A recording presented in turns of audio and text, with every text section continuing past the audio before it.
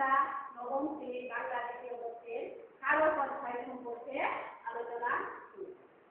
প্রথমেই আমরা জেনে নিব কারক শব্দের অর্থ কি।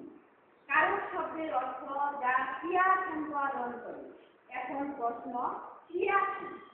যে পদ দ্বারা কোনো কাজ করা বোঝায় তাকে ক্রিয়া বলে, যেমন পড়া, লেখা ইত্যাদি। এখন আমরা জানব কারক কাকে বলে। বাক্যের অন্তর্গত ক্রিয়াপদের সাথে নামপদ অর্থাৎ বিশেষ্য ও সর্বনাম পদের যে প্রত্যক্ষ সম্পর্ক তাকে কারক বলে। কারক ছয় প্রকার, যেমন কর্তৃকারক, কর্মকারক, করণকারক, সম্প্রদানকারক, অবদানকারক, অধিকরণ কারক। এখন আমরা জানব কিভাবে কারক নির্ণয় করতে হয়। কারক নির্ণয় করতে হলে প্রথমে একটা বাক্য নিতে হবে, যেমন বেগম সাহেবা ভাড়া থেকে প্রতিদিন নিজ হাতে গরিবকে চাল দিতেন। এখন এখানে খুঁজে বের করতে হবে ক্রিয়া কোনটা। দিতেন কাজ করা বোঝায় দিতেন। এখন এই দিতেন ক্রিয়াকে বিভিন্ন প্রশ্নবোধক শব্দ দ্বারা প্রশ্ন করতে হবে, যেমন কর্তৃকারকে প্রশ্ন করতে হবে কে বা কারা। কর্মকারকে প্রশ্ন করতে হবে কি দ্বারা। করণকারকে প্রশ্ন করতে হবে কিসের দ্বারা।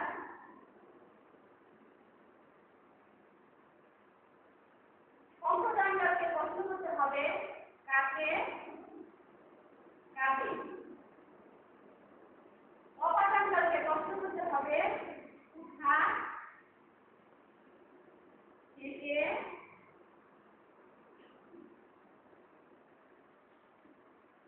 কোথা হতে। অধিকরণকারকে প্রশ্ন করতে হবে কোথায় কখন। এখন ক্রিয়াকে কে বা কারা কারা প্রশ্ন করলে যে উত্তর পাওয়া যায় তাই হচ্ছে কর্তৃকারক। সেই ক্ষেত্রে কে দিতেন বেগম সাহেবা। এখন বেগম সাহেবাই হচ্ছে কর্তৃকারক।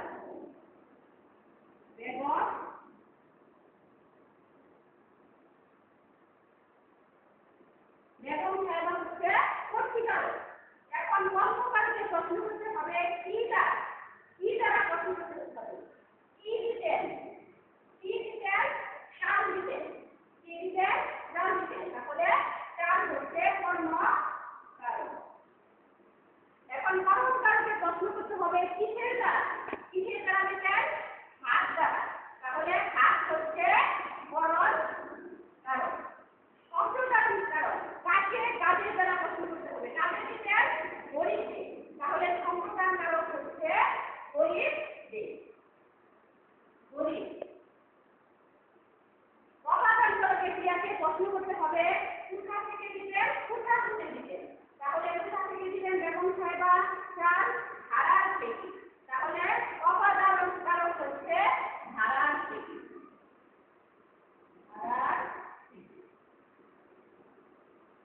অধিকরণকারক সময় নির্দেশ করে।